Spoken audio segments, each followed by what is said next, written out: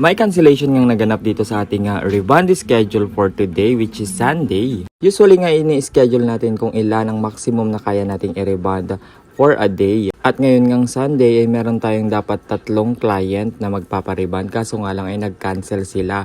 Yung dalawa daw ay nakapagpariband na sa May Jones. Kaya yung isa na lang talaga ang pupunta. Pero no worries tayo kasi nga meron tayong mga nakaabang na mga schedule, kaya sila yung pinapunta ko. Kaya yung schedule nating isa ay nadagdagan pa ng isa at hanggang nadagdagan pa ng 2, kaya naging 4 na sila. Kapag nga kasi nagre-reband ako, lalo na kapag ganitong December, ay sobrang daming mga nagpapariband. Ganito rin yung nangyari sa akin last year na yung iba ay hindi ko na sila na-accommodate dahil nga super bulky o sobrang daming nagpapariband na hindi na kinakaya ng oras natin. Mag-isa nga lang din ako at hindi ko rin naman alam kung sino at kailan sila pupunta. Yung iba naka-schedule kaya yun yung mga inuuna ko. Yung ibang hindi naka-schedule o walk-in lang ay yun yung mga pinag-iintay natin kasi nga syempre nakapag-commit na tayo dun sa mga nag-chat ng mas maaga na ganitong araw, ganitong oras sila pupunta, kaya talagang yung spot is talagang ibinibigay natin sa kanila. Actually, ang maximum natin kayang gawin for a day is